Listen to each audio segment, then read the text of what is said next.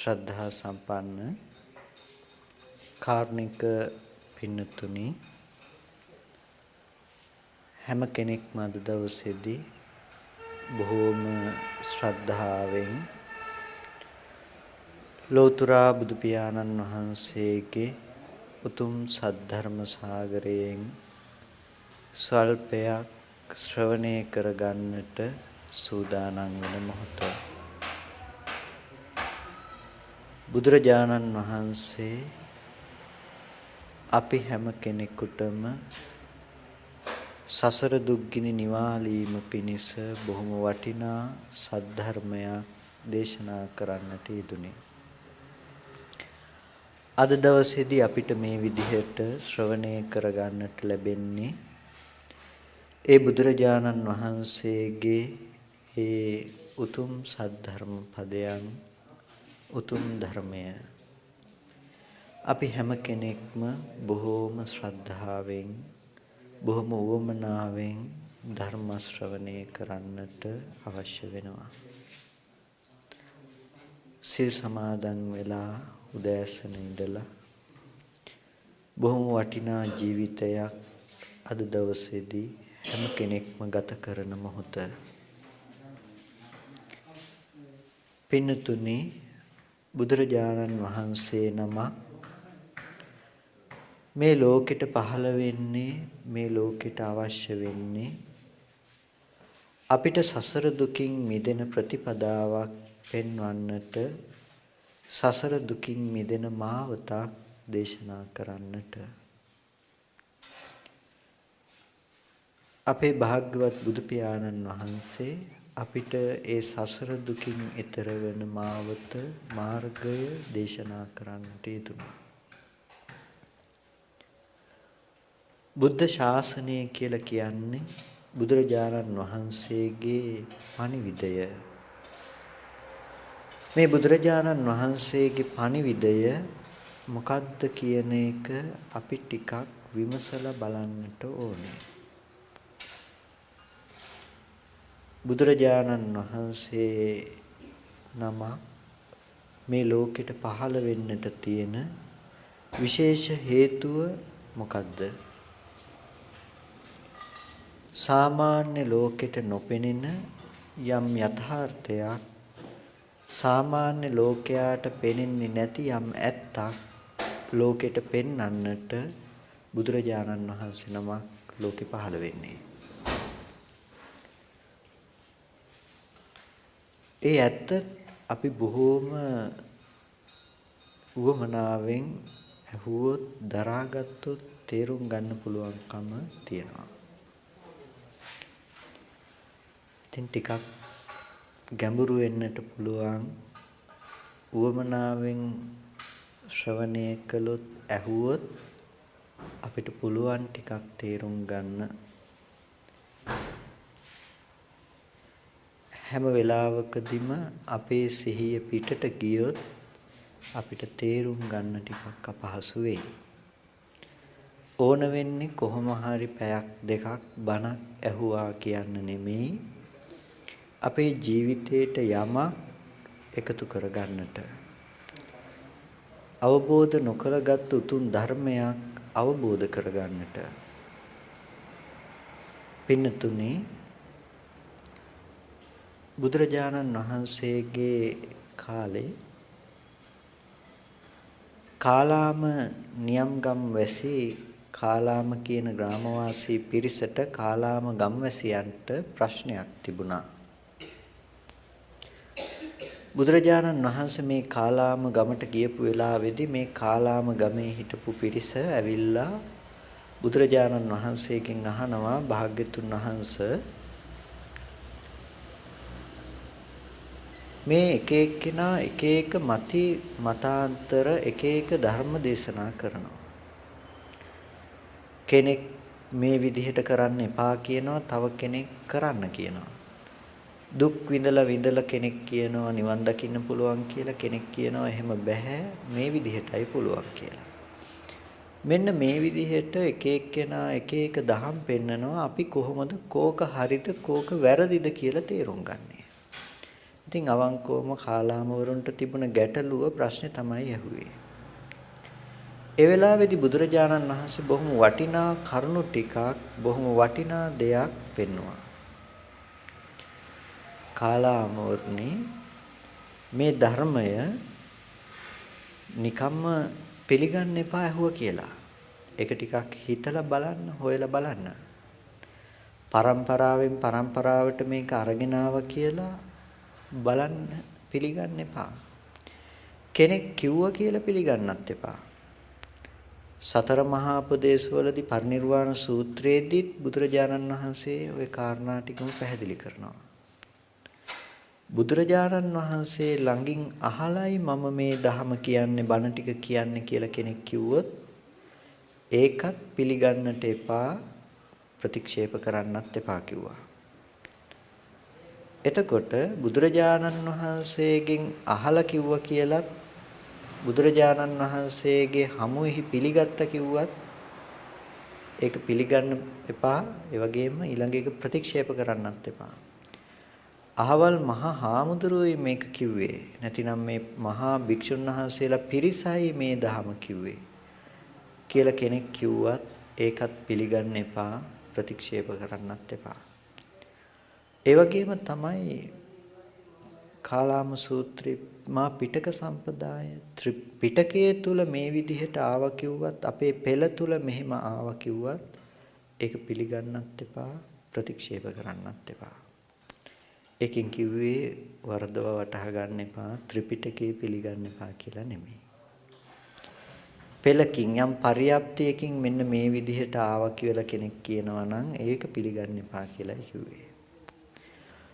ඒක පිළිගන්නේ නැතුව ඒක විමසලා බලන්න කිව්වා. කොහොමද විමසිය යුතු වෙන්නේ? ධර්මයට ගලපලා විනයට ගලපලා බලන්න කිව්වා. මොකද්ද ධර්මයේ ගැලපිය යුතු? චතුරාර්ය සත්‍ය ධර්මය, පටිච්ච සමුප්පාද ධර්මය. මොකද්ද ගැලපිය යුතු විනය? රාග විනය, දෝෂ විනය, මෝහ විනය. රාග ద్వේෂ මෝහ දුරු කරගන්න ක්‍රමයට. දැන් ගලපලා බලන්න තියෙන මේ ධර්මතා ටික අපි ළඟ නැත්තම් අපි මොකටද ගලපලා බලන්නේ?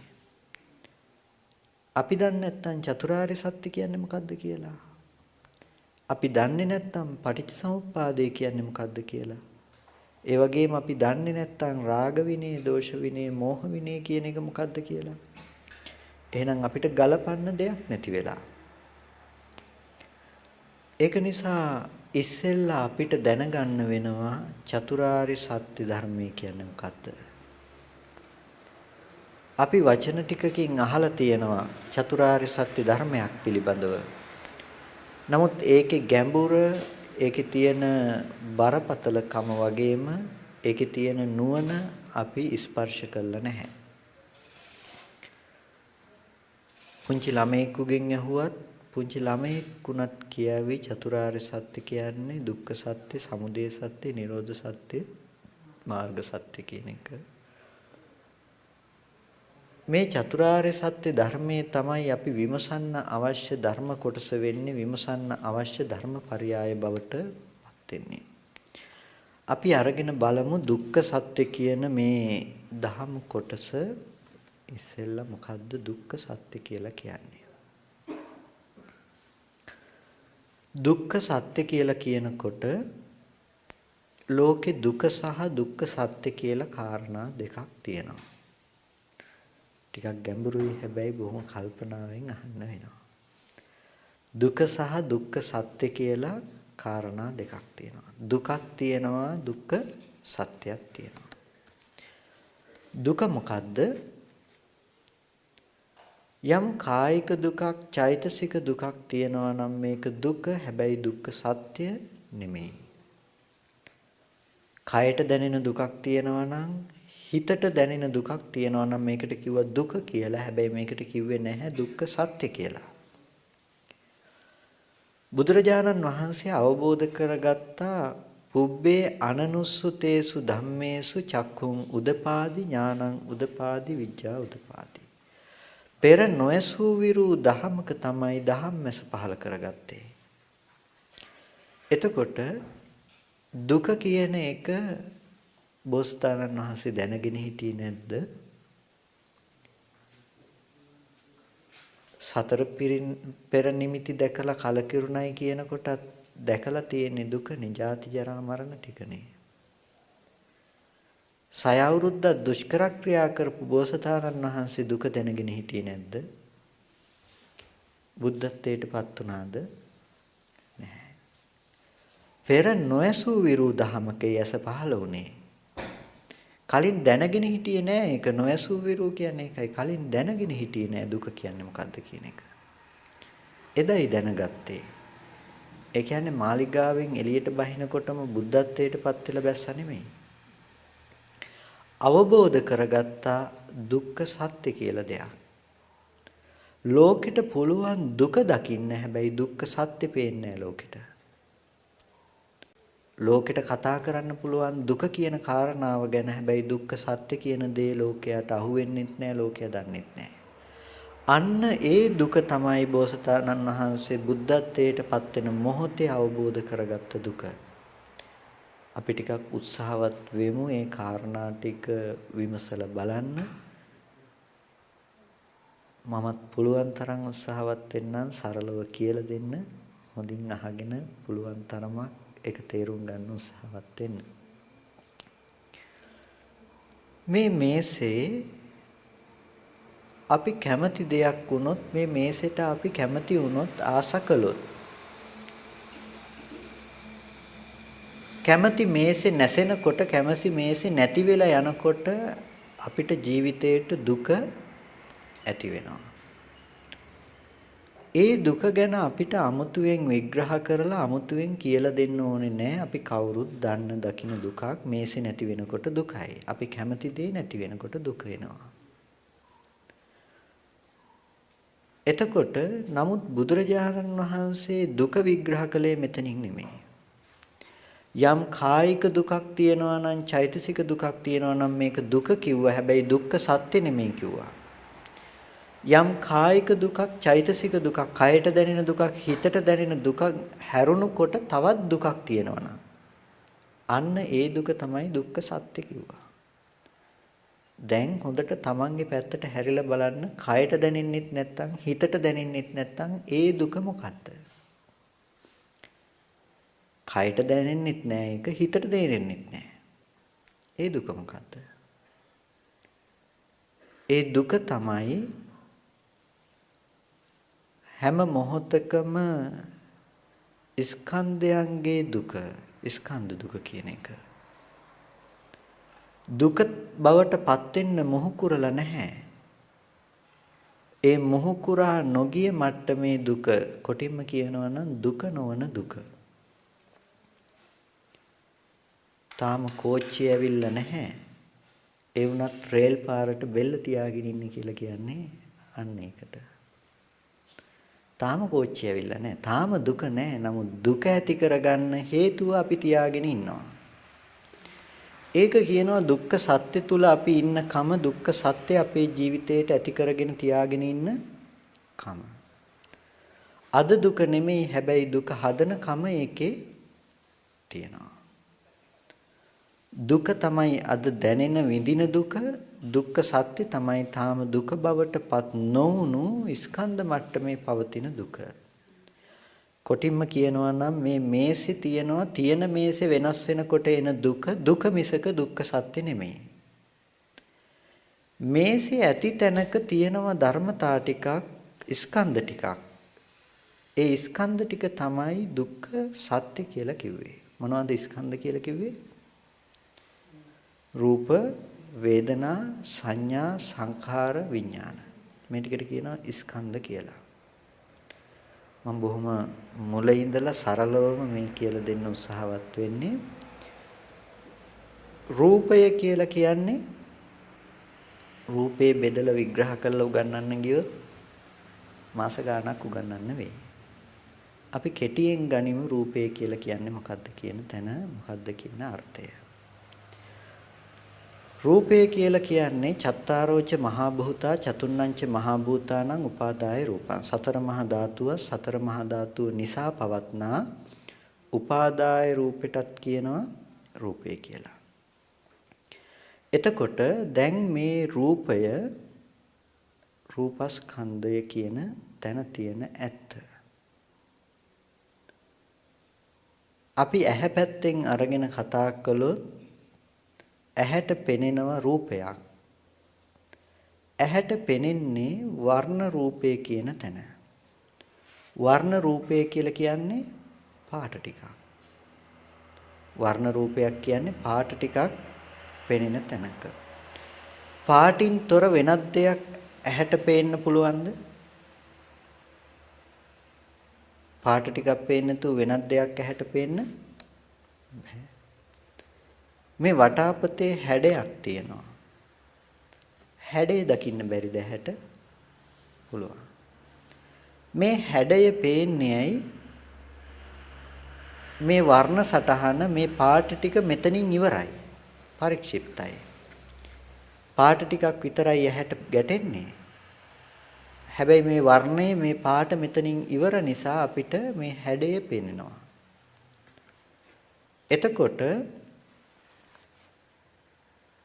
බාහිර වස්තුව මතට පතිත වෙලා එන පරාවර්තන ආලෝකයක් තමයි ඇහැට හැම වෙලාවකදීම වැටෙන්නේ. එළිය ටිකක් වැටෙන්නේ.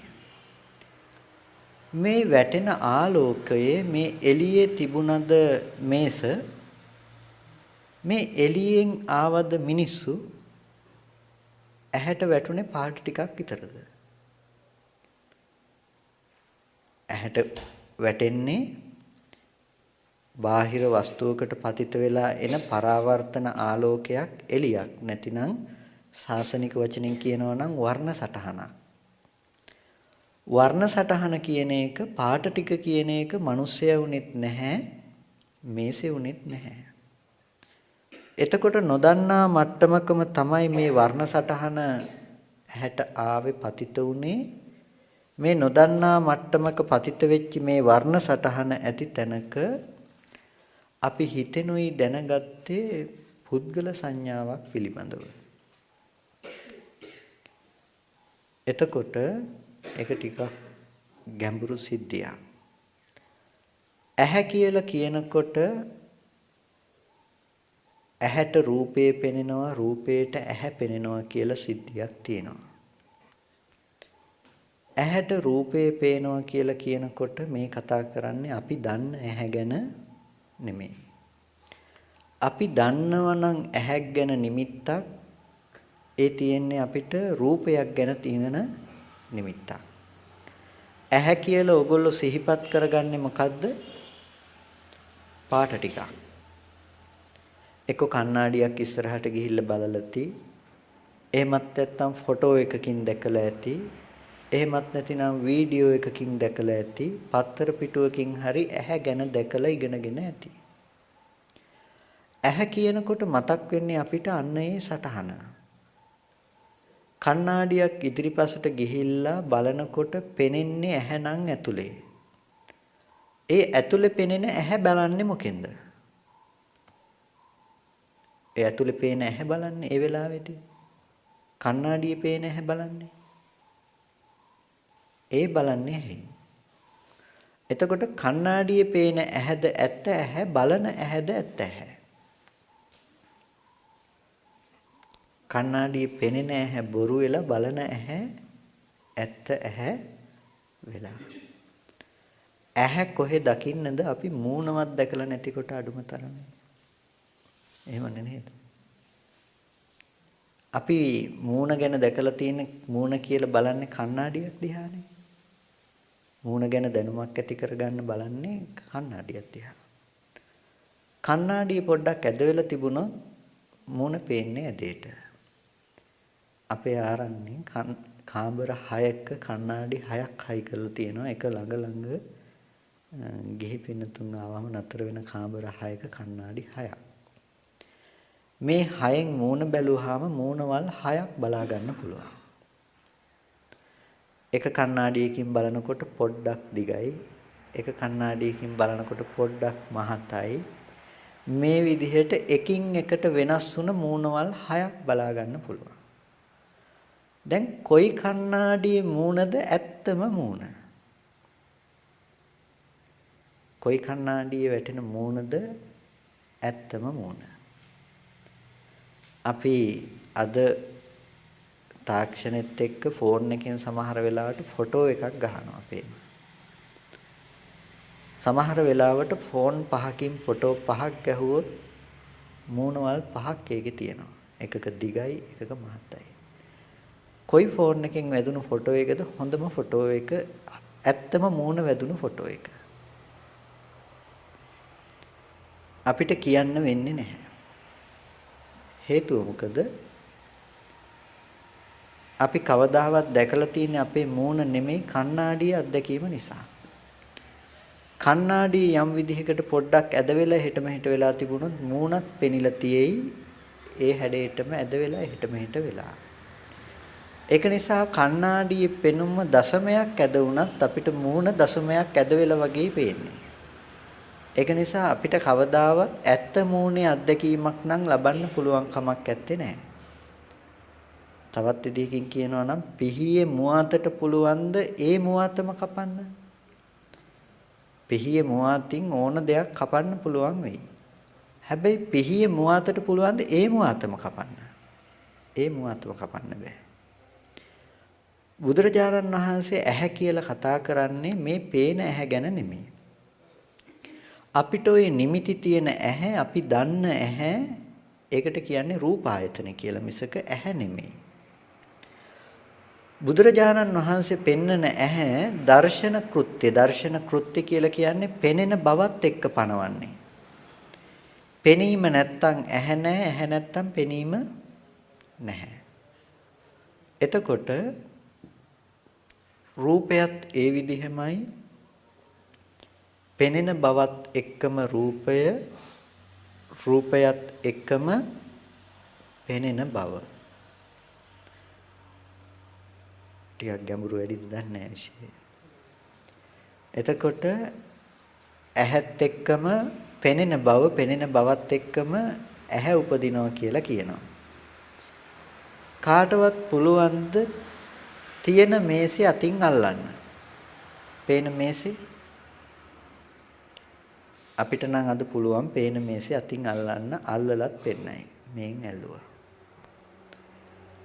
අපි හිතුවට පේන මේසේ යතින් ඇල්ලුවේ කියලා ඔගොල්ලන්ට අතින් අල්ලලා බලලා කියන්න පුළුවන් මේක සුදු පාටයි කියලා? මේක මෙච්චර හැඩයකින් තියෙන මේසයක් කියලා? S2 බැඳලා ඔගොල්ලෝ ඉස්සෙල්ලම මෙතෙන්ට අරගෙන අවිල්ලා කිව්වොත් මේක අල්ලලා බලලා මොන පාටද මොන හැඩයේද කියලා කියන්නේ කිව්වොත් පුළුවන් වේද කියන්න? බෑ. ඇයි? ඒක පේනුන්නේ නැහැ අපිට. පෙනෙන එක වෙනම සිද්ධියක්, අල්ලන එක වෙනම සිද්ධියක් කියලා පැහැදිලිද? පෙනෙන්නේ පාට ටිකක්, අල්ලන්නේ තද ගතියක්. තද ගතියට කියනවා පටවි ධාතුව කියලා. පෙනෙන එකට කියනවා වර්ණ රූපය, වර්ණ සටහන කියලා. පාට අතින් අල්ලන්න බෑ. ඒ වගේම පටවි ධාතුව තද ගතිය ඇහෙන් දකින්නත් බෑ. ඔක ප්‍රශ්නයක් අහනවා මිනින්ද ප්‍රශ්නේද ලුණු කරේ තියාගෙන යන්න පුළුවන්ද කියලා. ලුණු කරේ තියාගෙන යන්න පුළුවන්ද? අපිට නම් පුළුවන් ලුණු කරේ තියාගෙන යන්න. හැබැයි ඇත්තටම ලුණු කරේ තියන් යන්න බෑ. ඇයි? ලුණු කියන්නේ දිවට දැනෙන එකක්. උස්සගෙන යන්නේ බරක්.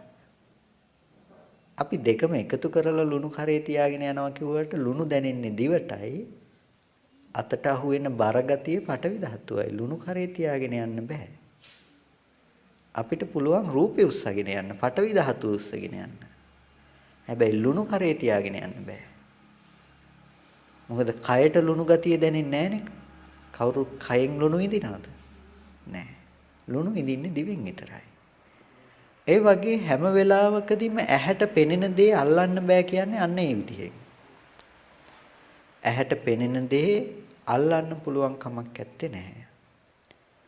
ඒ වගේම තමයි අල්ලන දේ දකින්න පුළුවන් කමක් ඇත්තේ නැහැ. පටවි ධාතුව කියන එක ඇහෙන් දකින්න බෑ. බරගතිය කියන එක ඇහැට පේන්නේ නැහැ. ඔයගොල්ලන්ට වතුර ටිකක් දිහා බලලා කියන්න පුළුවන් ද මේ වතුරේ උෂ්ණත්වය කොච්චරද සීතල වෙලා තියෙන කොච්චරද කියලා කියන්න පුළුවන්ද? බෑ. ඒක දකින්න බෑ. ඒක අල්ලලා බලලම කියන්න වෙනවා. එතකොට රසය කියන්න පුළුවන්ද දැකලා? රසය කියන්නත් බෑ. හැම වෙලාවකදීම ඇහැට පුළුවන්කම තියෙන්නේ වර්ණ සටහන පතිත කරගන්න විතරමයි. ඒ ඇහැට පේන පාට ටික ඕගොල්ලන්ට අතින් අල්ලන්නත් බෑ, කනින් අහන්නත් බෑ, දිවෙන් දැනගන්නත් බෑ, නාසයෙන් දැනගන්නත් බෑ. ඒක තමයි පේන රූපේ තියෙන ඇත්ත ස්වභාවය. හැබැයි ඇහැට රූපයක් පේන තැනක, පාට ටිකක් පේන තැනක අපිට ඇසුරු වෙනවා අල්ලන්න පුළුවන් රූපේ. අම්මා කියලා රූපයක් අපිට ඇස් හමුවට එනකොට රූප ටිකක් අපිට පේනවා අම්මා. කොයි අම්මද අපිට පේන්නේ?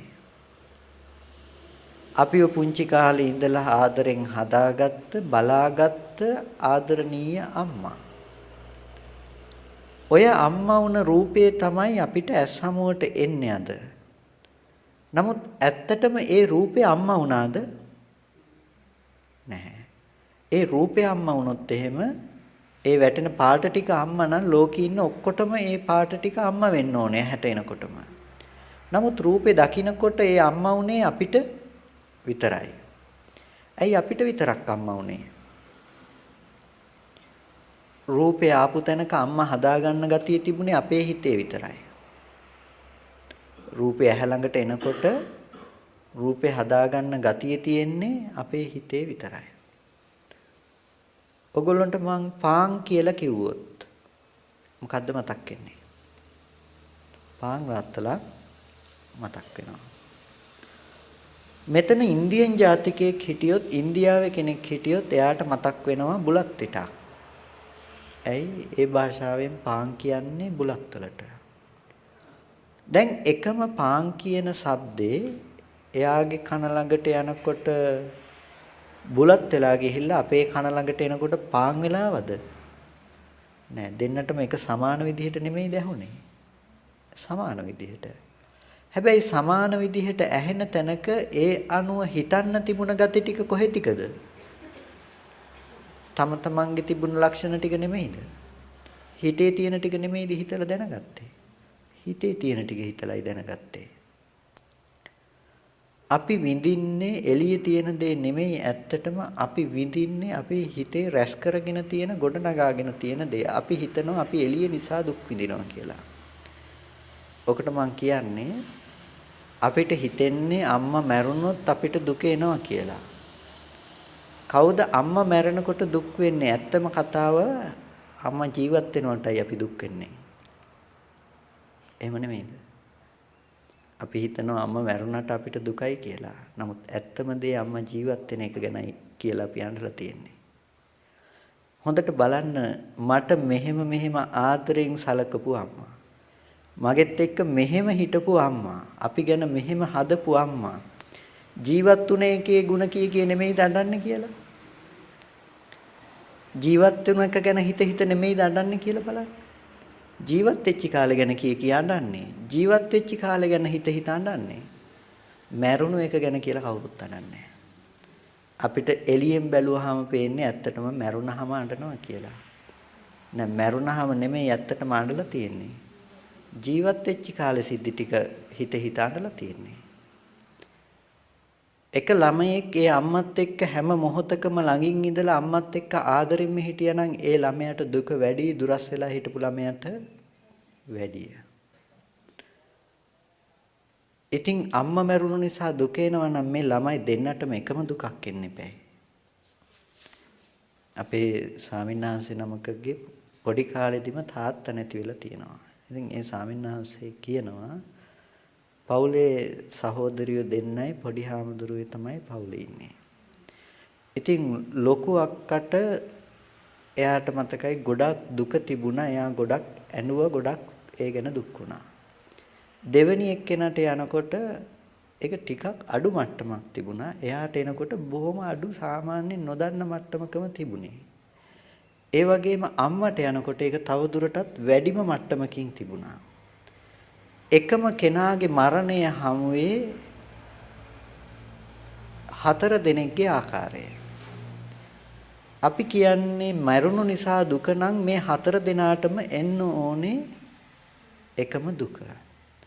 නමුත් මරුණු නිසා නෙමෙයි දුක ආවේ.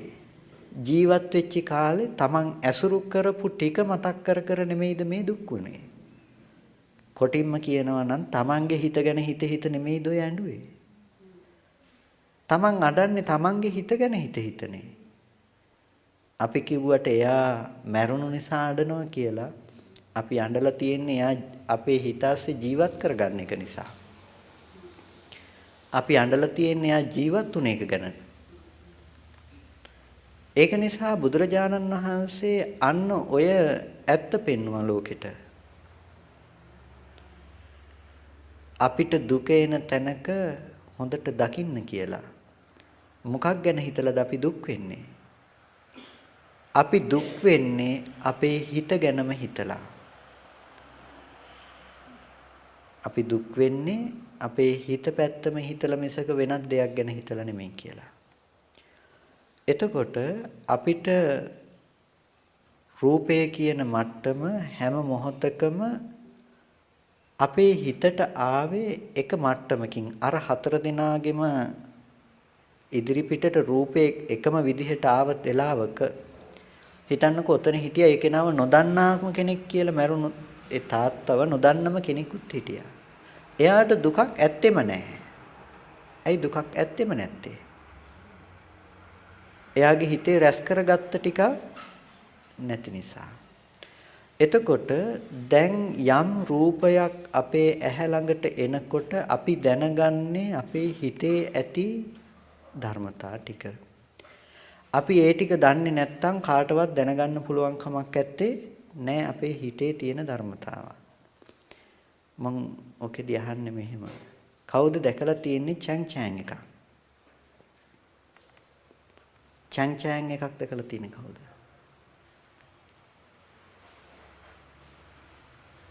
කවුරුත් දැකලා නැහැ. දකින්න විදිහක් ඇත්තෙත් නැහැ. මොකද එහෙම එකක් නැති නිසා. ඒක මං හදලා කිව්වේ. එහෙම එකක් නැහැ. වචනේ ඇහෙනකොට ඒ ගැන දැනගන්න අපේ හිතේ නිමිති තිබුණේ නැහැ. නිමිති ටික තිබුණා නම් මෙහි වචනේ කියනකොටම ඔයගොල්ලෝ සිහිපත් කරගන්නේ ඔයගොල්ලෝගේ හිතේ තියෙන ධර්මතා ටික. වචනේ එනකොටම සද්ද එනකොටම ඔයගොල්ලෝ දැනගන්නේ හිතේ තියෙන ටික. දැන් චැන් චෑන් කියන වචනේ ඇහෙනකොට ඔයගොල්ලන්ට සිහිපත් කරගන්න දෙයක් තිබුණේ නැහැ ඔයගොල්ලෝ ළඟ. ඒක නිසා ඒක නිකන් සද්දයක් විතරක් වුණා. දන්නේ නැහැ. ඒකට නිමිති නැහැ. දැන් ඕගොල්ලොන්ට වෙනත් වචනයක් ගැන කතා කරනකොට දන්න දෙයක් ගැන කොස් ගහක් ගැන කතා කළොත් ඕගොල්ලොන්ට හොඳට කොස් ගහක් මතක් වෙයි. දැන් ওই කොස් ගහ මතක් කරගන්න කම තිබුණේ කොහෙද? තම තමන්ගේ හිතේ තිබුණු ධර්මතා ටික. හැම වෙලාවකදීම ඇහැට පෙනෙන දේත් ඇත්තම කතාව උකයි. මේ මොහොතේ පේන්නේ පාට ටිකක්. ඒ වුණාට අපි දැනගන්නේ අතීතයේ අපි රැස් කරගෙන තිබුණු ධර්මතා ටිකක්. අපි මේකට මේසෙ කියලා මේ මොහොතේ කවුරුත් කියලා දුන්නද අපිට? නැහැ. එහෙනම් කොහෙන්ද මේසෙ කියලා ආවේ? අපේ හුරුව, අපේ පුරුද්ද, ආශ්‍රව ටික. මේක පාවිච්චි කරන්න මෙහෙම දෙයකට කියලා ආවෙත් අපේ හුරුව, පුරුද්ද, ආශ්‍රව ටික. එතකොට සම්පූර්ණම රූපය කියන එකේ මට්ටම දකින්න ඇහැට පෙනෙන පාට ටිකක් වර්ණ සටහනක් කියන මට්ටමේ. රූපය කියන දේ දකින්න ඇහැට පෙනෙන පාට ටිකක් වර්ණ සටහනක් කියන මට්ටම. මේ පාට ටික තමයි මේ වර්ණ සටහන තමයි රූපය කියලා කියන්නේ. හැබැයි පාට තුල දකින්න එපා ගෙවල් දොරවල්, මිනිස්සුયો, යාන වාහන. ඇයි? පාට ටිකක් විතරක් වෙන නිසා. ඉරේලිය හරි මොනවා හරි එලියක් බාහිර රූපෙට වැටිලා එන පරාවර්තන ආලෝකයක් තමයි අපේ ඇහැට වැටෙන්නේ. ඒ ආලෝකේ මිනිස්සුયો හිටියේ නෑ. එළියේ මිනිස්සුયો හිටියද ආලෝකයේ? ආලෝකේ මිනිස්සුયો හිටියේ නෑ. ආලෝකේ ගෙවල් දොරවල් යාන වාහන තිබුණෙත් නෑ. නොතිබුණු තැනක අපි දැනගත්තේ අපේ ඒ අරබය සකස් කරගෙන රැස් කරගෙන හිතේ තියෙන කාරණා ටික. එතකොට වේදනාව කියලා කියන්නේ විඳිනකම. සැප දුක් උපේක්ෂා වශයෙන් විඳිනකමට කියනවා වේදනාව කියලා. සංඥාව කියනවා හඳුනන කමට. චේතනාව කියනවා හිතන කමට. විඥානය කියනවා දැනගන්න කමට. ඔකට කියනවා පංචස්කන්ධය. එතකොට හැම මොහොතකම මෙන්න මේ වගේ ධර්මතා ටිකක් තියෙන තැනක අපිට පෙනිලා තියෙනවා මේසෙ කියලා දෙයක්. රූප වේදනා සංඥා සංඛාර විඥාන කියලා ස්කන්ධ ධර්මතා පහක් ඇති තැනක අපිට පේනවා මේසෙ කියලා එකක්.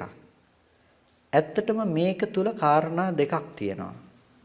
එකක් තමයි පෙනුන දේ සහ දැනගත්ත දේ. දෙකට බෙදලා පෙන්වන්න වෙනවා. පේන දේ දැනගන්න දේ. පේන දේ මොකද්ද? පාට ටිකක් පේන තැන, වර්ණ සටහනක් පේන තැන. දැනගන්න දේ මොකද්ද? මේසෙ කියන ස්වභාවය. පෙනීම සහ දැනගැනීම කියන එක. මේ දෙකම එකතු කරලා තමයි අපි දකින්න පුළුවන් මේසෙ හදාගෙන තියෙන්නේ. නමුත් ඇත්තම දේ මෙතන උන ඇහැ රූප දෙක ඉතුරු නැතුව වැය වුණු තැනක, ඉතුරු නැතුව නිරුද්ධ වුණ තැනක මේසෙ කියන දැනගැනීම දැනගන්න බව මෙහි හදාගත්ත ටිකක්. මේ ටික ඒ වෙනකොටත් නිරුද්ධ වෙලා නැති වෙලා ඉවරයි. ඉවර වුණ තැනකයි මෙහි මේසෙ කියලා දැනගත්තේ, මේසෙ කියලා හදාගත්තේ. එතකොට දැන් බුදුරජාණන් වහන්සේ අපිට පෙන්නවා දුක්ඛ සත්‍ය සහ දුක කියලා කාරණා දෙකක්.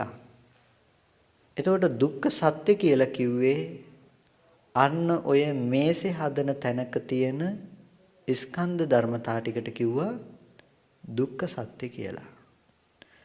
දුක්ඛ සත්‍ය ඇති තැනක මේසෙ නැති වුණ නිසා එන දුකක් විඳින අපිට කිව්වා දුක කියලා.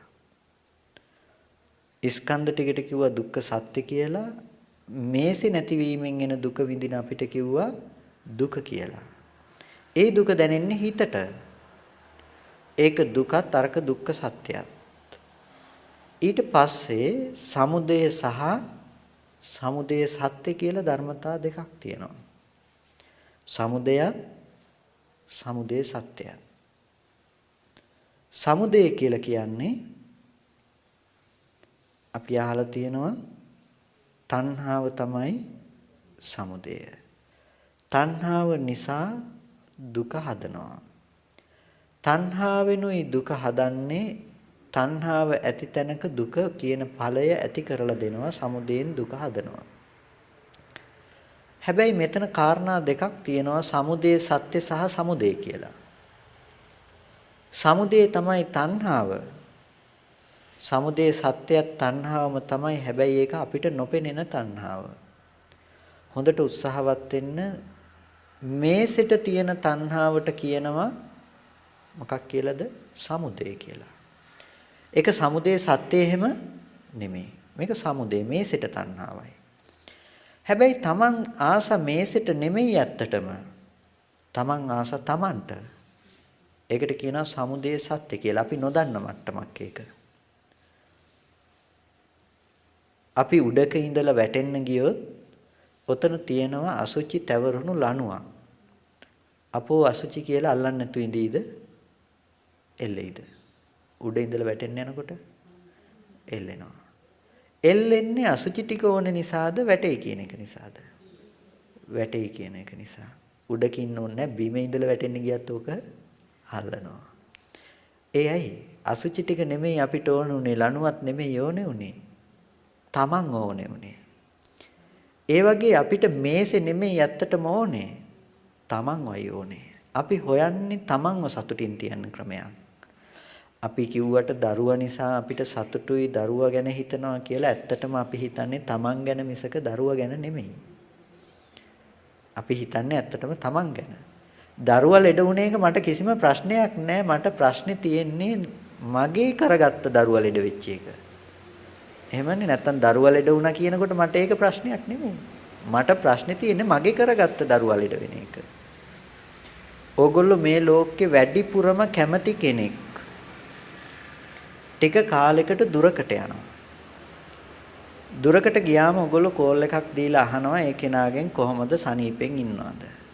ඔව් මම හරි සතුටින් ඉන්නවා මට ඕගොල්ලෝ මතක් වුණේවත් නෑ මේ කතා කරනකම් කියලා කියනවා. මොනව හිතේද? ජීවිතේට දුකක් හිතෙනවා. අපි මෙච්චර ආදරෙන් ඉන්න අපි මෙච්චර සරකන අපේ දරුවා හෝ අපි ආදරය කරන කෙනා ගියා. නමුත් මාව මතක් වෙන්නේ නෑ. බොහොම සතුටින්. ඉතින් ඇත්තටම අපි එයාට ආදරේ නම් එයා සතුටින් ඉන්නවට කැමති අපි සතුටින් ඉන්න බෑ. එයා සතුටින් ඉන්නේ.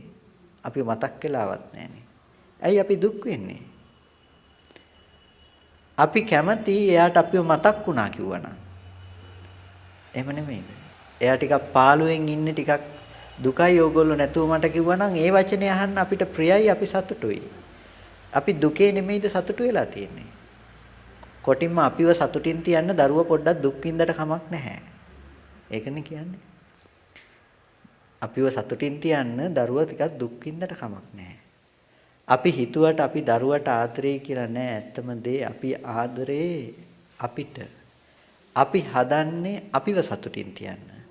ඔය මාව සතුටු කරන්න ඕන නිසා තමයි සතුටු වෙන විදිහේ දේවල් අපිට හොයන්න වෙලා තියන්නේ අද. අපි හදන්නේ තමන්ව සතුටු වෙන පැත්තක් හොයන්න. දරුවෙක්ව හදාගන්නේ දරුවව සතුටින් තියන්න ඕන නිසා නෙමෙයි මාව සතුටින් තියාගන්න ඕන නිසා. ඒක නිසා අපි කැමති අපිව සතුටින් තියන්න. මල්ලිකා දේවිගෙන් දවසක් කොසල් රජුව අහනවා ලෝකේ කාටද වැඩිපුරම කැමති ආදරේ කියලා. මල්ලිකා දේවි කියන්නේ බොහොම දුප්පත් තැනැත්තියක්. ඉතින් රජුරුව තමයි අගවිසව කරගෙන මේ මට්ටමට ගෙනල්ලා තියෙන්නේ. ඉතින් කොසල් රජුරුව ඇහුවාම කාටද ආදරේ කියලා රජුරුව බලාපොරොත්තු වෙනවා රජුරුවන්ට කැමතියි කියයි කියලා. මල්ලිකා දේවි කියනවා මම ආදරේ මම කැමති මට කියලා. පෞල් ප්‍රශ්නිකුත් ඇතිලා බුදුරජාණන් වහන්සේ ළඟින් තමයි අන්තිමේටම ප්‍රශ්නේ නතර වෙන්නේ. ඊට පස්සේ බුදුරජාණන් වහන්සේ දේශනා කරනවා ඇත්තටම තමන්ට ප්‍රිය තමන්ම මිසක අනුන් නෙමෙයි. ඒක නිසා අත්තානංචේ පියං ජඤ්ඤා නතම් පාපේන සංයුජේ තමන්ට තමන් ප්‍රියයි කියලා දන්න කෙනා කවදාවත් පාපයක් කරන්නේ නැහැ කියනවා. ඇයි පාපයක් කරන්නේ නැත්තේ තමන්ට තමන් ප්‍රියයි කියලා දන්න කෙනා? මට පේන්න බැරි මිනිස්සෙක් ඉන්නවා මම හරි අකමැති හරි තරහයි ওই මිනිස්සයත් එක්ක. දැන් ඔය තරහ මිනිස්සයත් එක්ක මම තරහ ගන්නෙ කාගෙත් එක්කද? අපේ හිත ගැනම හිතලා නෙමෙයිද ඔය තරහ අරගෙන තියෙන්නේ? ඔය පාට ටික නැතිනම් රූපය ගැන කතා කළානේ අපි. පාට ටිකද කෙනා උනේ නෑනේ. පාට ටික නෙමෙයි. මොකද ඒ පාට ටික නම් කෙනා, ඒ පේන්න බැරි කෙනා, ඒ පාට ටික නම්, ඒ රූපේ නම් ලෝකේ ඉන්න ඔක්කොම දැක්කහමත් පේන්න බැරි බවක් එන්න ඕනේ. මේ කාලේ දේශපාලන වැඩත් යන නිසා ගන්නකො දේශපාලන නායකයෙක් පිරිසක් හොඳයි කියනවා, පිරිසක් බනිනවා. දැන් ඇත්තටම ඒ කෙනා හොඳයි නම් ලෝකේ ඉන්න ඔක්කොම යාට හොඳයි කියන්න එපා. ඇත්තටම ඒ කෙනා නරකයි නම් ඔක්කොම ඒක නරකයි කියන්න එපා. නමුත් ඔය කෙනකෙනා හොඳයි කියන්නේත් කෙනකෙනා නරකයි කියලා කියන්නේත් කෙනකෙනාගේ හිතේ ඇති කාරණා ටික මත නෙමෙයිද? කෙනකෙනාගේ හිතේ රැස් කරගෙන ඉන්න ටික මත ඔය කතා කරන්නේ. එතකොට අපි හැම වෙලාවකදීම ඒ කෙනාගේ හොඳ නරක කියලා කතා කරන්නේ තමන්ගේ ලක්ෂණ ටිකක්. මට පේන්න බෑ මං හරි අකමැති ওই මිනිස්සයාට කියලා කිව්වට අපි ওই අකමැති කියලා කියන්නේ අර ඇහැට ආපු ආලෝකයට නෙමෙයිනේ අකමැති කිව්වේ. පාට ටිකට නෙමෙයි. එහෙනම් හිතින් දැනගත්ත බවටද? හිතින් දැනගත්ත ටිකක් නෙමෙයි. හිතින් දැනගෙන තියෙන්නේ තමන්ගේම හිතක් නේ. එතකොට දැන් අපි ඇත්තටම ඔය කෙනා කියලා කිව්වේ රූපයක් නෙමෙයි, වේදනාවක් නෙමෙයි, සංඥාවක් නෙමෙයි, සංඛාරයක් නෙමෙයි, විඥානයක් නෙමෙයි. ඔය ටිකෙන් තමයි කෙනාව හදලා තියෙන්නේ. අකමැති කෙනාව උපද්දලා තියෙන්නේ ওই ධර්මතා ටික ඇති තැනක. දැන් අපි හිතුවට ওই මිනිස්සයා මට පේන්න බෑ මම බනින්න ඕනේ කියලා. දැන් මට කියන්න ඔය ස්කන්ධ ටික තියෙන තැනක තමන් කවුද කියලා. තමන් උනේ මම උනේ තමන් උනේ ඔය ස්කන්ධ ටිකම නෙමෙයිද? ඒ දැනගන්න බවම නෙමෙයිද තමන්? එතකොට තමන් අකමැති කෙනා වෙලා අකමැති කෙනා තමන් වෙලා. මම ඔකට කියන්නේ එකම කාසියේ දෙපැත්ත වගේ. එකම කාසියේ දෙපැත්ත වෙන් කරන්න පුළුවන්ද? දෙකට දකින්න බෑ. දකින්න තියෙන එකම කාසියේ දෙපැත්ත නම් එකම දෙපැත්තේ තමයි මේක තියෙන්නේ. එක පැත්තක් අකමැති කෙනා තමන්ම එක පැත්තක් තමන්. අකමැති කෙනා තමන්මයි තමන් අකමැති කෙනාමයි. දැන් මම යනවා මට පේන්න බැරි අකමැති මිනිස්සයාට බනින්න කියලා හිතාගෙන. දැන් ඇත්තටම මම බනින්න යන්නේ කාටද? ලෝකෙට පෙනේ තව කෙනෙකුට බනින්න යන සිද්ධියක්. නමුත් ඇත්තටම තමන් බැනගෙන තියෙන්නේ තමන්ට. ඉතින් කර්මය සාධාරණයි විපාකෙන්නේ කාටද? තමන්ට එන්නේ. ඉතින් තමන් බැනගෙන තියෙන්නේ තමන් බනිනවට කැමති වෙලා තියෙන්නේ තමන්ටනේ. ඉතින් විපාකේ තමන්ට තමයි එන්නේ. ඉතින් තමන්ටත් පුළුවන් මේ වගේ දේවල් ලබන්න. අපි කැමති සතෙක් මරන්න. කුකුලෙක් මරන්න අපි කැමති. දැන් කුකුලව මරන්න කියලා කැමති වෙනකොට ඔය කුකුල කියන වේදනා සංඥා සංඛාර විඥාන කියන ධර්මතා ටිකේ තමන් කවුද? තමන් උනේත් ඒ දැනගන්න වැයුණු ස්කන්ධ ටිකම නෙමෙයිද? ඒ ස්කන්ධ ටිකමයි තමන් උනේ. ඒ ස්කන්ධ ටිකමයි කුකුල උනේ. දැන් තමන් අකමැති උනේ මේ ස්කන්ධ ටික පවත්වන්න නෙමෙයිද? ස්කන්ධ ටික පවත්වන්නයි අකමැති උනේ. ඒ ස්කන්ධ ටික නැති වෙනවටයි කැමති උනේ. ස්කන්ධ ටික ඉක්මනට නැති වෙනවටයි කැමති උනේ. එළියෙන් කුකුලෙක් දකින්නයි අකමැති උනේ. ඔකෙම ඒකාසියම තියෙන අනිත් පැත්ත මොකද්ද? තමන්ව නැති වෙනවටයි කැමති උනේ. අපි බලලා රුපියලේ කාසිය රුපියලේ පැත්ත බලලා මට පේන්න බෑ රුපියල කියලා රුපියල තලනකොට තැලෙනවා එහා පැත්තත් එක්කම. එහෙමනේ නේද? ඒ වගේ තමයි මේක. අපි තව කුකුලව මරන්න කියලා කුකුල මරන්න ගියාට ඇත්තටම කරගන්නේ තමන් මරන්නේ තමන්ගේම ස්කන්ධ ටිකකට තමන් කැමති වෙනවා මේ ස්කන්ධ ටිකේ නැති කිරීම. කැමැත්තට විපාකයි. අල්පායුෂ්කයි. එයා උපදිනකොට ප්‍රාණඝාතය කරපු කෙනෙක් අල්පායුෂ්කයි. ආයුෂේ නැහැ උපදිනකොට. අපි තව කෙනෙකුගේ දුක කැමතියි කියලා අපි කැමති උනේ අපේ දුක. ඉතින් කැමැත්තට අපිට දුක හම්බෙනවා. අපිට පුළුවන් දුක් විඳින්න. අපි යථාර්ථයක් විදියට පුද්ගල භාවයෙන් අපි දුක් විඳින්න අකමැති වුණාට තව කෙනෙක් කියලා හිතාගත්තාම අපි දුක් විඳිනවට අපිම කැමති වුණා. අපි හිතුවට කර්මය අසාධාරණයි කියලා කර්මය බලනකොට බොහොම සාධාරණව ඒක ඉෂ්ට කරලා තියෙනවා අපිට. කැමැත්තට විපාකේ. අපි කැමති ටිකක් බීලා ඉන්න. බොනවට ඒ කියන්නේ මේ ප්‍රකෘති සිහියෙන් ඉන්න කැමති නැහැ. අපේ කැමැත්ත තියෙන සිහි විකල් වෙනවට කැමැත්තට විපාකේ. විකල් වූ සිහි ඇතිව උපදිනවා. කොටිම පිස්සු ආදී මානසික රෝගී තත්ත්වයන්ටපත් වෙලා උප්පත්තියක් ගන්න පුළුවන්කම තියෙනවා. ඒකයි කර්මයේ පැත්තේ තියෙන ස්වභාවය. ඒක නිසා අන්න ඔය ස්වභාවයේ දකින්න කෙනා කවදාවත් නැතම් පාපේන සංයුජේ ඔහු පාපයක හැසිරෙන්නේ නැහැ කියලා දැනගත්තා කිව්වා. ඒ තමන්ට තමන් ප්‍රියයි නම් තමන් දුක් වෙනවට කැමති නැත්නම් එයා තව කෙනෙක් දුකටපත් කරනවා කියලා දුකටපත් කරන්න යන්නේ. එයා දන්නවා මේ හදන්නේ තමන් තමන්වම දුකටපත් කරගන්න කියලා. එයා තව කෙනෙක් ගහන්න මරන්න යන්නේ නැහැ. එයා දන්නවා මේ තමන්වම ඒ බවටපත් කරගන්නයි හදන්නේ කියලා. එතකොට දැන් ඇත්තටම අපි මේසෙට කැමතියි කියලා කැමති උනේ කොහෙටද? මේසෙට කැමතියි කියලා කැමති උනේ තමන් උන ස්කන්ධ ටිකකට නෙමෙයිද? අපි අම්මට ආදරේ කියලා ඇත්තටම ආදරේ උනේ ඇත්තටම කැමති උනේ තමන් වූ ස්කන්ධ ටිකකට නෙමෙයිද? ඔය පුංචි කාලේ ඉඳලා අපි ආදරය කරන අම්මා කියන ඔය පුංචි කාලේ ඉඳලා අපි ආදරෙන් සලකපු කියන ගතිය ගෙනල්ලා දුන්නේ අපේ හිතේ තියෙන ටික නෙමෙයිද? ඒ හිතේ තියෙන අපේම හිතට නෙමෙයිද අපි ආදරය කරලා තියෙන්නේ?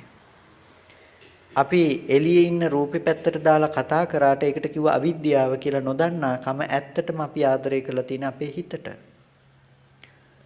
එතකොට අපි අපිට කැමති වෙන ඔය ලක්ෂණ ටිකට කිව්වා සමුදය සත්‍ය කියලා.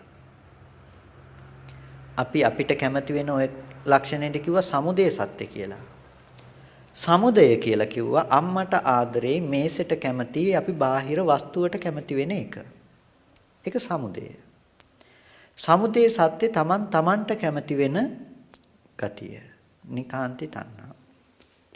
අපායේ ඉන්න කෙනෙක් දුකට කැමතිද? නැහැ. ඒ වුණත් එයා මැරෙන්න කැමති නෑනේ. එහෙම නෙමෙයිද තියෙන්නේ? පිච්චි දුක් විඳින මිනිස්සෙක් කෙනෙක් එතනින් මිදෙන්න කැමති නෑ. එයා කැමති එතන තමන් වූ ස්කන්ධ ටිකට. තමන් වුණ ධර්මතාවයට තමන් වූ ස්කන්ධ ටිකට එයා එතන කැමති ඒකට තණ්හා කරනවා. එයා කැමති එතන නොපිච්චී ඉන්න.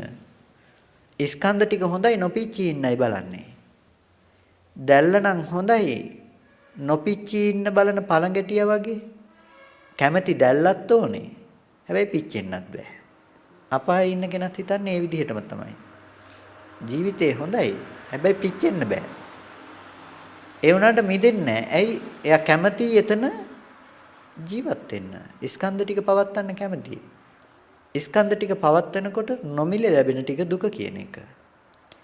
ඒ වගේ අපේ ජීවිතේට සමුදය සහ සමුදය සත්‍ය කියලා දෙකක් තියෙනවා. සමුදය තමයි මේසෙට තණ්හාව, පුද්ගල බවට කරන තණ්හාව. ඒකට කියනවා සමුදය කියලා.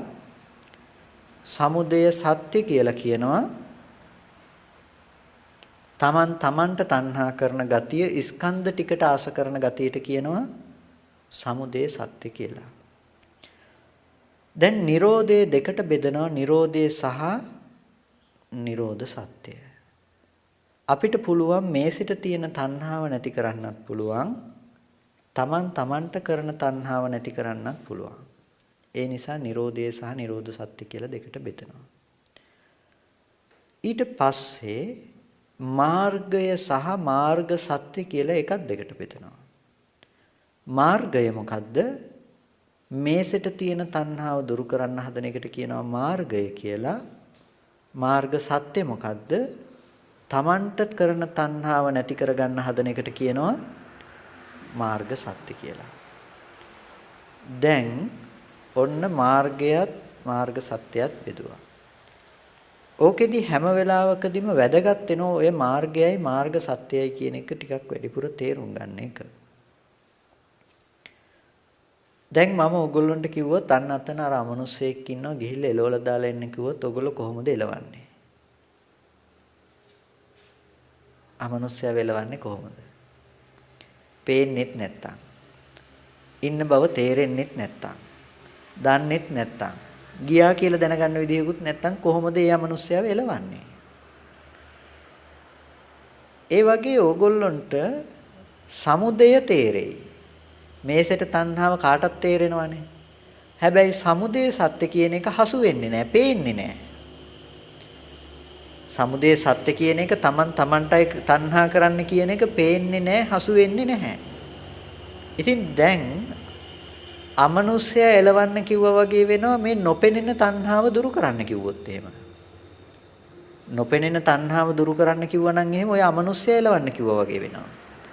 ඒක නිසා බුදුරජාණන් වහන්සේ කොහෙවත් කිව්වේ නැහැ නොපෙනෙන අමනුෂ්‍යය දුරු කරන්න කියනවා වගේ තණ්හාව දුරු කරන්න කියලා.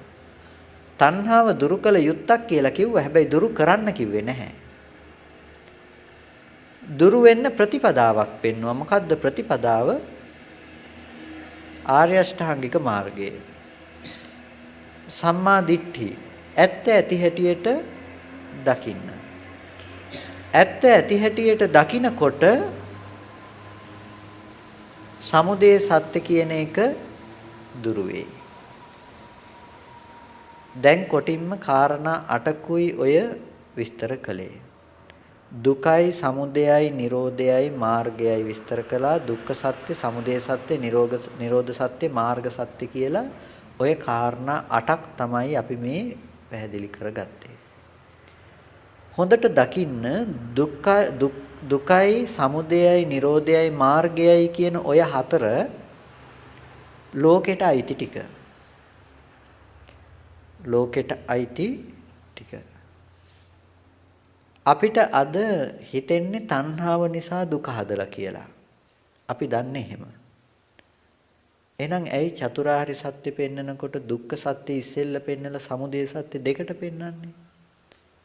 සමුදය සත්‍ය පැයකට පෙන්නන්න. සමුදය නිසා නම් දුක හැදුවේ, සමුදයෙන් නම් දුක හදලා දුන්නේ. සමුදය සත්‍යය පැයි එකට පෙන්නන්න, දුක්ඛ සත්‍ය ඕනේ දෙකට පෙන්නන්න. එහෙම නෙමෙයිනේ පෙන්නුවේ. දුක්ඛ සත්‍ය එකට පෙන්වුවා, සමුදය සත්‍ය දෙකට පෙන්වුවා. ඇයි? ලොකු හේතුවක් තියෙනවා.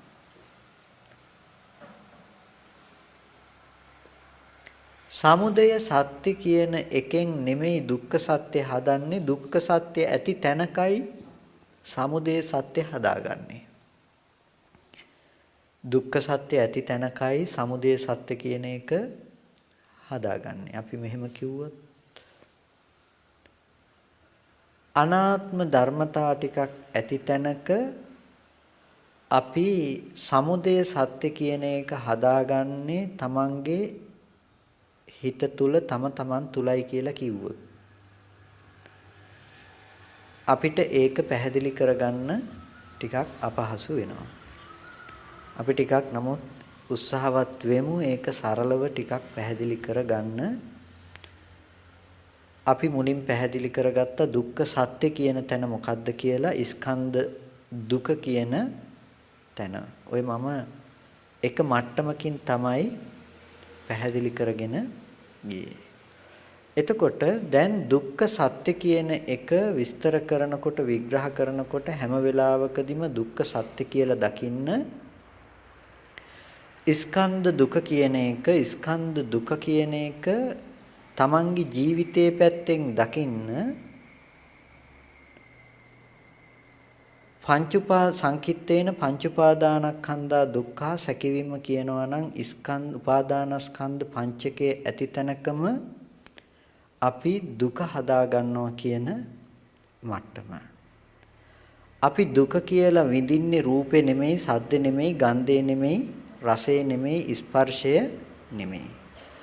අපි දුක කියලා විඳින්නේ තමන්ගේ හිතේ පුද්ගල භාවයේ අනුව ගියපු ධර්මතා ටිකක්. අම්මා මැරෙන එක දුකයි, දරුවා ලෙඩ වෙන එක දුකයි, කැමැති දේ නොවෙන එක දුකයි. ඔය දුක එන්නේ කාටද? ඔය දුක එන්නේ කෙනෙකුට. ඔය දුක එන්නේ පුද්ගලයෙකුට. අපි මේ දුක කියලා අද විඳින්නේ පුද්ගල බවක්. අපි කොටින්ම දුකත් මගේ කරගෙන, දුකත් මට ඇති වෙන දෙයක් කියලා දැකලා ඔය දුක කියන දේත් උපාදාන කරගෙන ඉන්න මට්ටමක අපිට තියෙන්නේ.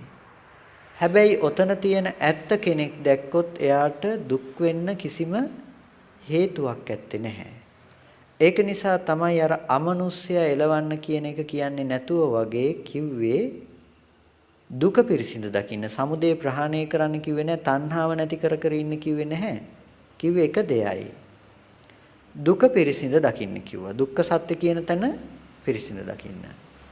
කොහොමද දුක්ඛ සත්‍ය ඇති තැන ඇත්ත දැකිය යුතු වෙන්නේ? ඕගොල්ලන්ට දකින්න වෙනවා දිත්තේ දිත්තමත්තං, සුතේ සුතමත්තං, මුතේ මුතමත්තං, විඤ්ඤාතේ විඤ්ඤාතමත්තං. දැකීම දැකීමෙන් පස්සේ ඉවරයි, ඇහිම ඇහිමෙන් පස්සේ ඉවරයි, විඳීම විඳීමෙන් පස්සේ ඉවරයි, දැනගත්ත දෙයින් පස්සේ ඉවරයි කියලා. දැකීම දැකීමෙන් පස්සේ ඉවරයි කියලා කියන්නේ දැක්ක දේ දැක්කයින් පස්සේ ඉවරයි කියලා. මේසේ දැක්කා ඒක එතනින් ඉවරයි, ඒ ගැන හිතන්නේ නැහැ කියන තැනින් එහෙමනම් නෙමෙයි. ඒක දැක්ක වෙන්නේ නැහනේ. දැකපු තැන නම් මේසේ තියෙන විදිහකුත් නැහනේ. මේසේ කියලා දැනගත්ත එකනේ කලේ. ඒක නිසා හොඳට වෙන් කරගන්න දකින්න එකයි දැනගන්න එකයි කියන එක. දැන් මේ වටාපතේ මෙතන කළු පාට පොඩ්ඩක් තියෙනවා. දැන් මම කවුරුත් කියපු නිසා මම පෙන්නපු නිසා ඔයගොල්ලෝ ඒක දැක්කා. මං මේක දැන් කියන්නේ නැතුව ඉඳලා පස්සේ දවසක ඔයගොල්ලොන්ගෙන් ඇහුවනම් එහෙම එදා මම බණ කියන්න ආපු දවසේ අතේ තිබුණු වටාපතේ මේ කළු පාටට දිරලා වගේ තිබුණ තැනක් තිබුණා දැක්කද කියලා ඇහුවොත් ඔයගොල්ලෝ මොනවා කියයිද? දැක්කේ නැහැ කියයි. ඇත්තටම දැක්කේ නැද්ද? දැක්කා. දැනගත්තේ නැහැ. මාව දැක්කනම් මේක නොදකින්න විදිහක් නැහැ. වටාපත දැක්කනම් මේක නොදකින්න විදිහක් නැහැ. දැක්කා දැනගත්තේ නැහැ. නමුත් ඇත්තම කතාව ඇත්තම කාරණාව තමයි වටාපත කියලා අමුතුවෙන් ඕගොල්ලොන්ගේ ඇහැට පැන්නේ නැහනේ. මේ කළු පාට පැල්ලම කියන එකත් ඕගොල්ලොන්ගේ ඇහැට පනින්න ආවෙත් නැහනේ වෙනම. වටාපත එකපාර ඇවිල්ලා ඇහැට පැනලා මේක ඇවිල්ලා නැතුව ඉඳලා නෙමෙයි. අනාත්ම ලක්ෂණයක් තිබ්බේ කියලා කියන්නේ මේක එකම විදිහට ඕගොල්ලොන්ගේ ඇහැට ගැටුණ මොහොත ගැන මේ කියන්නේ. එකම විදිහට ඕගොල්ලොන්ගේ හිතට ගැටුණ හිතට මේ පාට ටික වැටුණා. වැටුණු තැනක ඕගොල්ලොන්ට කවදාවත් ඒක දැනගන්න පුළුවන්කම තිබුණේ නැහැ. දිත්තේ දිට්ඨ මත්තං කියන මට්ටම දැකීමක් විතරයි කියන මට්ටම. හැම වෙලාවකදීම කියන්නේ මේ කළු පාට තිත දැනගත්තේ නැති මට්ටමක තිබ්බා වගේම ඔයගොල්ලන්ට මේ වටාපතත් ඇහැට පේන මොහොතේදී නම් ඔයගොල්ලන්ට දැනගන්න බැරි මට්ටමකමයි තියෙන්නේ. මම ඔකෙදි කියන්නේ හිටගෙන ඉන්න තැන කාටද බලන්න පුළුවන්. හිටගෙන ඉන්න තැන ඔයගොල්ලන්ට බලන්න පුළුවන්ද? ඔයගොල්ලන්ට පුළුවන් හිටගෙන ඉන්න තැන බලන්න හැබැයි එතනින් අයින් වෙලා. එතකොට ඒක හිටගෙන හිටපු තැන මිසක හිටගෙන ඉන්න තැන නෙමෙයි. ඒක හිටගෙන හිටපු තැන. හිටගෙන ඉන්න තැන නෙමෙයි. හිටගෙන ඉන්න තැන ඔයගොල්ලන්ට කවදාවත් දකින්න වෙන්නේ නැහැ. හිටගෙන ඉන්න තැන ඔයගොල්ලන්ට කවදාවත් දකින්න වෙන්නේ නැහැ. ඇයි? ඒක Tamanට හිට ගන්න වැය වෙලා. ඒක හිට ගන්න බවට වියදම් වෙලා Tamanට ඒක ජීවිතේ වැය වෙලා ඉවරයි. ඒක නිසා හිටගෙන ඉන්න තැන නම් ඔයගොල්ලන්ට කවදාවත් දකින්න හම්බෙන්නේ නැහැ. ඔයගොල්ලන්ට දකින්න පුළුවන් ඕන තරමක් හිටගෙන හිටපු තැන් ගැන. ඒ වගේ හැම වෙලාවකදීම අපි හිතුවට මේ රූපය අපි දකිනවා කියලා අද අපි රූප දකිනවා නෙමෙයි රූප දැනගන්නවා මේ. දකින්න මොහොත ගැන අපිට සිහියක් නැහැ අපි දන්නෙත් නැහැ. ඇත්තටම රූපේ දකින්න මට්ටම තිබුණ එක සමානම දෙයකින් වටාපතයි මේ කළු පාට තිතයි කියන එකත් දකින්න මට්ටමේ තිබුණ එකම මොහොතේ. හැබැයි ඔය දැකීම තුල වටාපත තිබ්බේ නැහැ. ඔය වටාපත තිබුණේ දැන ගැනීම තුල මිසක දකින්න තැනක එහෙම නෙමෙයි. වටාපත සම්පූර්ණ තියෙන්නේ දකින්න තැනක නෙමෙයි දැනගන්න තැන. කවදාවත් මේ වටාපත නොදැක්ක කෙනෙක් පිටරට මිනිස්සෙක් මෙතෙන්ට ආවොත් එයාට දැක්කහම වටාපතයි මේක බණ කියන්න පාවිච්චි කරන එකක් කියන දැක්මක් තියෙයිද? දැක්මක් ඇත්තේ නැහැ. ඇයි දැක්මක් ඇත්තේ නැත්තේ? එයාට මේක දැක්ක නමුත් දැනගත්ත දෙයක් එහෙම නෙමෙයි. දැනගන්න නිමිති තිබ්බේ නැහැ. හැබැයි අපි උගන්වනවා මේ තියෙන වටාපතක් මේක පාවිච්චි කරන්නේ බණ කියන්නයි කියලා කියනවා. ඊළඟ දවසේ එයා දකිනවා මේක. එතකොට දැන් මොකද්ද මතක් වෙන්නේ? ආන් තියෙනවා වටාපත. දැන් වටාපත කියලා එයා මතක් කරගත්තේ මොකටද? තම තමන්ගේ හිතේ ඇති ගොඩනගාගත්ත ලක්ෂණ ටිකකට. කොටින්ම මෙහෙන් පේනකොට එයා සිහිපත් කරගත්තේ කොහේ තියෙන ගතියද? එයාගේ මනසේ ඇති ගතිය. ඇහැට රූපයාවේ අනාත්ම මට්ටමක එනකොට එයා දැනගත්තේ එයාගේ හිතේ තියෙන සිතුවිලි ටික. මම ඕකට කියන්නේ කුණු ගොඩ කියලා. සංඛාරය කියන වචනෙට තියෙන එක තේරුමක් තමයි කුණු ගොඩ. අපි හැම වෙලාවකදීම ඇහැට පේන තැනක ඇහැට පෙනෙන රූපය පේනකොට අපි අවුස්සලා බලනවා මොකද්ද? අපේ කුණු ගොඩ අස්සේ මොකද්ද මේකට ගැළපෙන දෙයක් තියෙන්නේ? මේ විදිහේ මොන වගේ දෙයක්ද තියෙන්නේ? ගැළපෙන දේ ගන්නවා. අරගෙන දැනගන්නේ අපි අර අතට ගත්ත දේ ගැන. ඊට පස්සේ දෙවෙනි පාර ආපහු අර එළියේ තිබ්බ එකත් එක්කම ඇතුළට දා ගන්නවා. දැන් ඕගොල්ලෝ කලින් මාව දැකලා තිබුණේ නැහැ. දැන් ඕගොල්ලෝ දැකලා තිබුණේ නැති මේ රූපය ඇස් හමුවට එනකොට ඕගොල්ලන්ට කිසිම නිමිත්තක් තිබුණේ නැහැ මේ රූපය ගැන. හැබැයි දැන් ඕගොල්ලෝ ඔන්න රැස් කරගත්තා මේ එළියේ තියෙනවා කියලා හිතාගෙන ඉන්න රූපය ගැන ඕගොල්ලෝ රැස් කරගත්තා. දැන් ඊළඟ දවසේ ඕගොල්ලන්ට පාර අයිනේදී මාව දකින්න හම්බුනොත් දැන් මෙහෙන් ආවේ පාට ටිකක් වර්ණ සටහනක් ඇති තැනක ඕගොල්ලෝ සිහිපත් කරන්නේ මොකද්ද? එදා බණ කියපු හාමුදුරුවෝ. එතකොට එදා බණ කියපු හාමුදුරුවෝ පාර අයිනේ ඉන්න පුළුවන්ද? එදා බණ කියපු හාමුදුරුවෝ ඒ මොහොතේම නිරුද්ධයි. දැන් අපි පාර අයිනේ ඉන්නවා කියලා වර්ණ සටහනක් ඇස් හමුවට එන තැනක එදා බණ කියපු හාමුදුරුවෝ කියලා අපේ කුණු ගොඩෙන් ගන්න ටික. එදා බණ කියපු හාමුදුරුවෝ කියලා අපි අවසල ගන්න අපේ කුණු ගොඩ සංකාරස්කන්ධේ ලක්ෂණය. ඒ හාමුදුරුවම තමයි මේ ඉන්නෙත් කියලා ඔන්න ආපහු සැරයක් දාගත්ත කුණු ගොඩට. ඊට පස්සේ ඕගොල්ලෝ යන තව තැනක ඉන්නවා. එතකොට දැන් කොච්චර වෙන්නද? එදා බණ කියපු හාමුදුරුවෝ පාරායිනේ ඉඳපු අර හාමුදුරුවෝ මෙන්න මෙතනත් ඉන්නවා. දැන් ඔන්න රැස් කරගත්තා. හැම මොහොතකම අපි කරන්නේ රැස් කරගන්න එක. අපි හැම මොහොතකම කරන්නේ රැස් කරගන්න එක. රැස් කරගත්ත ටික අවුස්සනවා, ඒ වගේම තව එළියේ තියෙන දේවල් අරගෙන දා ගන්නවා. පාර අයිනේ කුණු ඇහිඳ ඇහිඳ යන කෙනෙකුගේ අපේ අතර වැඩි වෙනසක් නැහැ.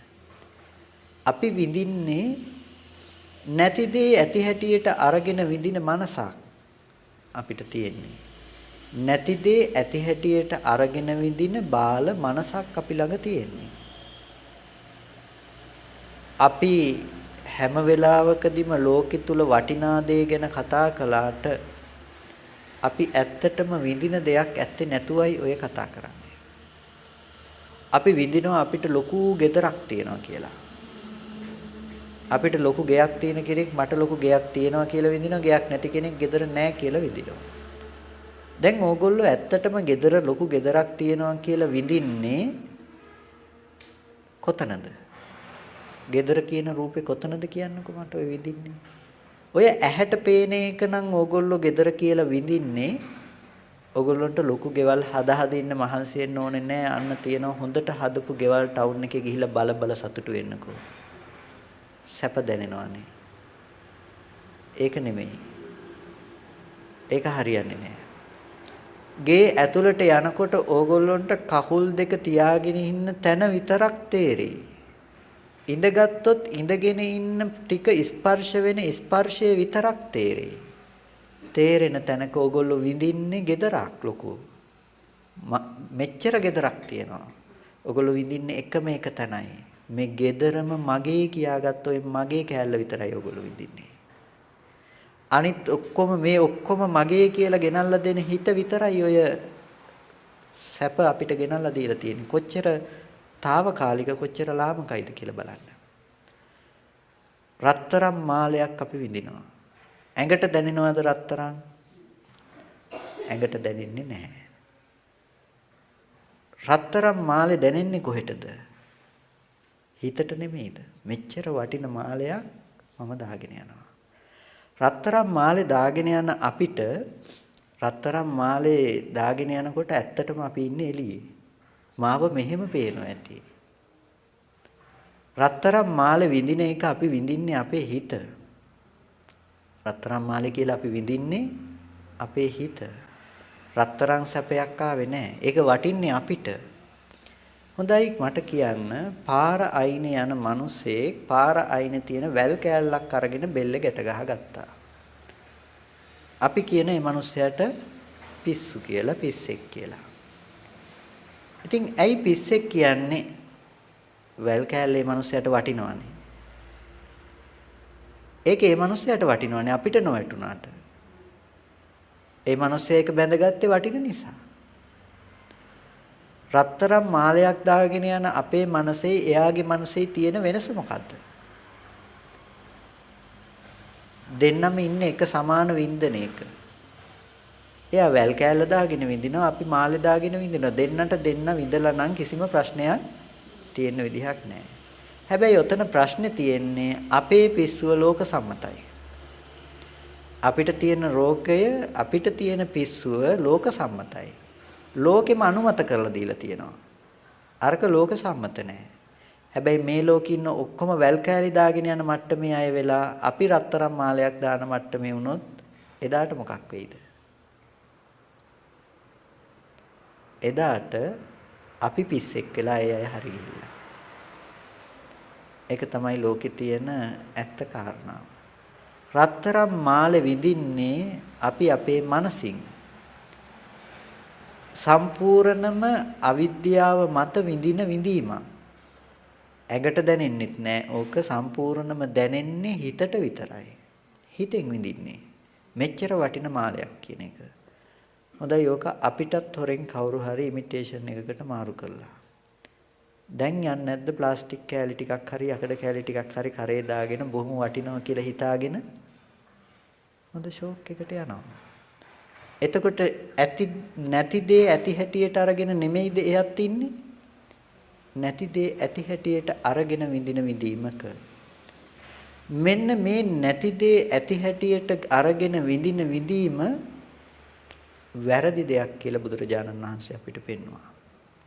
නැති දේ ඉතුරු නැතුව නැති වුණ කාරණාවක් අපි විඳින්නේ හැමදාම. ඔකෙදි මම ගොඩක් වෙලාවට පැහැදිලි කරන දෙයක් පහනක් පත්තු වෙනවා. පහන පත්තු වෙනකොට තිරෙයි දැල්ල නැතිනම් වැටියයි දැල්ලයි නිසා අපිට මේ තෙල් ටිකක් තිරෙත් දැල්ලත් නිසා පේනවා පහන් එළියක්.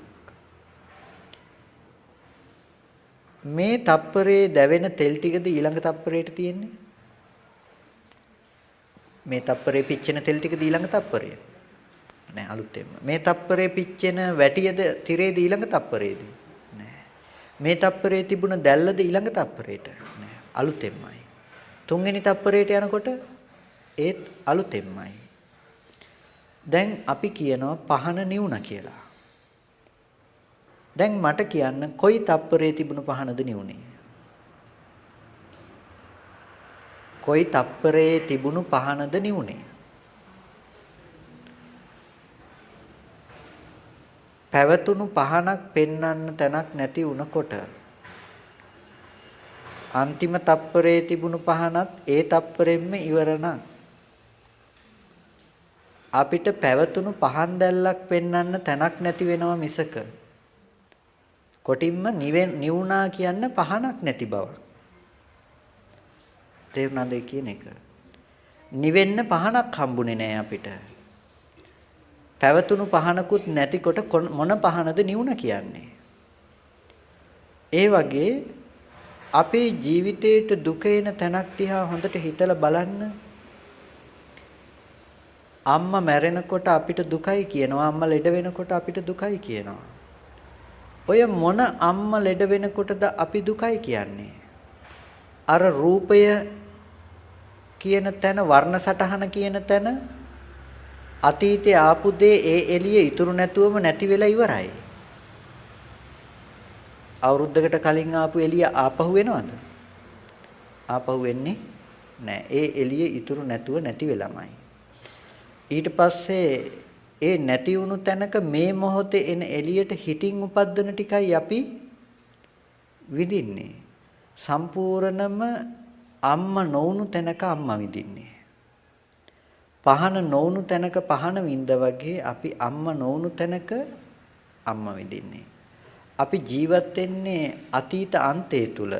ඔකට කියනවා භව සංඥාව කියලා තියෙන භව තුල අපි ජීවත් වෙන්නේ. අපි පාරේ ඇවිදගෙන යනකොට කළුවරේ යන වෙලාවක අපි ටෝච් එකක් අරගෙන යනවා. ටෝච් එක අරගෙන යනකොට අපි ටෝච් එක කකුල් දෙක මුලට ගහගෙන යනවද ඉස්සරහට ගහගෙනද යන්නේ? ඉස්සරහට ගහගෙන යන්නේ. ඉස්සරහට ගහගෙන ගියාට කකුල උස්සන්නේ කොහෙද? මෙහෙ කකුල උස්සනවා. අරහේ ටෝච් එක ගහගෙන බලාගෙන ඉන්නවා. හැම වෙලාවකදීම දැන් හිතේ තියෙන සංඥාවට නෙමෙයිද අපි ඇවිදින්නේ. පේන්නේ වෙනම දෙයක්. අපි කිව්වට පේන පාරේ යන්නේ කියලා ඇත්තම කතාව අපි කවුරුත් පේන පාරේ ගිහිල්ලා නැහැ. පේන පාරේ යනවා කිව්වට පේන පාරේ අපි කවුරුත් ගිහිල්ලා නැහැ. අපි ගිහිල්ලා තියෙන්නේ හිතේ තියෙන පාරේ. එහෙමනේ. අපි ගිහිල්ලා තියෙන්නේ හිතේ තියෙන පාරේ මිසක පේන පාරේ නෙමෙයි. මම දන්නවා ටිකක් ගැඹුරුයි තේරුම් ගන්න අපහසුයි කියන එක මම නැවතත් සරල කර උත්සාහවත් වෙන්න මේ කාරණාව කොහොම හරි කියලා දෙන්න. එතකොට ජීවිතේ හැම වෙලාවකදීම අපි අතීත අන්තය තුල ඉඳලා අතීත අන්තය තමයි විඳින්නේ. අතීත අන්තය තුල අපි ජීවත් වෙන්නේ. අපිට හම්බෙන්නේ බොහෝ කාලයක් තිස්සේ ඇසුරු කරපු කෙනෙක්ව. මේ මොහොතේ ඇහැට එන්නේ වර්ණ සටහන් මාත්‍රයක් පාට ටිකක්. එන තැනක අපි විඳින්නේ අපිට හම්බෙන්නේ ගොඩාක් කල් ඇසුරු කරපු කෙනෙක්ව. ඔය ගොඩාක් කල් ඇසුරු කරපු කෙනා සම්පූර්ණ අපේ හිත ඇතුලෙන් ගෙනල්ලා දෙන දේ.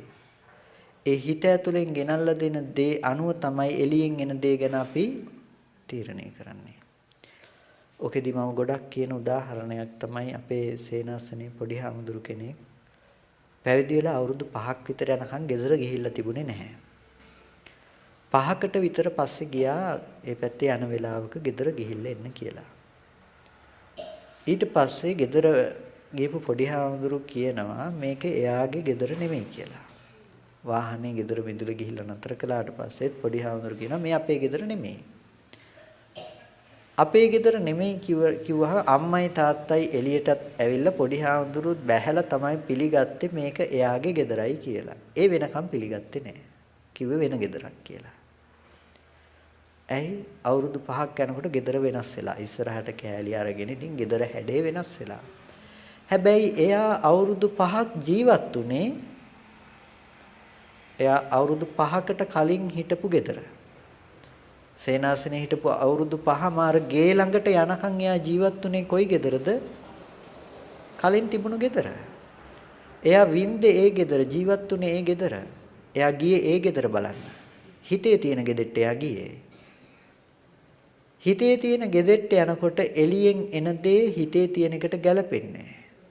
දැන් කියනවා මේ මගේ ගෙදර නෙමෙයි කියලා. එළියෙන් ආපු පහට ටික අනුව එයා බලනවා මේ තියෙන්නේ මගේ ගෙදර නෙමෙයි. දැන් ගැලපෙන්නේ නැහැ. ඊට පස්සේ ඔන්න බැහැලා සංඥා ටික ගත්ත දැන් ආරන්නේ ඉන්නවා. දැන් ජීවත් වෙන්නේ කොයි ගෙදරද? දැන් අප්ඩේට් කරගත්ත ගෙදර. යාවත් කාලීන කළ ගෙදර දැන් ජීවත් වෙන්නේ. කෙලස් ටික අලුත් කරගත්තා. දැන් ජීවත් වෙන්නේ අලුතෙන් හදපු ගෙදර. හොඳයි ඔය සංඥාවගේ අලුත් වෙලා කියලා ආපු නිසා හොඳයි. ඔය එළියෙන් ආපු ටිකට මෙහෙ ගෙනල්ලා දුන්න සංඥාව වැරදිලා හරි ගේ කඩාගෙන වැටිලා කියලා නා. දැන් මොකක් වෙයිද? අර ගෙදෙට්ට යම් තරමකට ආස කරලා තිබුණා නම් ඒ ආස කරපු තරමට දුක එන්නේ නැද්ද? එතකොට එයා ඒ ගෙදර ගැන හිත දුක් වෙනවා කියලා කියන්නේ එයාගේ හිත ගැන හිත නෙමෙයි දෙයා දුක් වෙලා තියෙන්නේ. තමන්ගේ ලක්ෂණය ගැන හිත තමන් දුක් වෙලා තියෙනවා. තමන්ටයි ආස වුණේ තමන්ව සතුටින් තියන්නයි හැදුවේ. නමුත් ජීවිතේට දුක කියන දේ ගලාගෙන ආවා. එතකොට දැන් අපිට ලෝකෙ තුල ඔය එන සටහන අනුව අපි ජීවිතේ දුක කියන දේ හදාගන්නේ තම තමන් තුළ. අපි හිතුවට ගේ කැඩුන නිසා දුක කියලා නෑ, ගේ හදාගෙන හිටපු නිසායි දුක ආවේ. අම්මා මැරුණු නිසා දුක ආවා කියලා කිව්වට නෑ, අම්මා ජීවත් කරගෙන හිටපු නිසායි අපිට දුක ආවේ. අපි ඇහැ නිරෝධයෙන් රූප නිරෝධයි කියලා දැක්කනම්, ඇහැ නැති වෙනකොට රූප නැති වුණා කියන එක දැක්කනම්, අපි මොන මොහොතේ දැකපු අම්මා කෙනෙක් ගැන හිත දඬන්නේ? මොන මොහොතේ දැකපු අම්මා කෙනෙක් ගැන හිතද අපි දුක් වෙන්න යන්නේ? කොටිම අපිට ජීවත් වුණ අම්මා කෙනෙක් පණවන්න තැනක් නැති වෙලානේ. ඔකට සංයුක්ත නිකායේ තියෙන යමක සූත්‍රය කියලා සූත්‍රයක්. යමක සූත්‍රයේ යමක හාමුදුරුවන්ට ඇති වෙනවා මිච්ඡා දිට්ඨියක්. යතහ කීනාසෝ බික්ඛු කායස්ස බෙහෙදා උච්චිජ්ජති විනස්සති නොහෝති පරම්මරණා.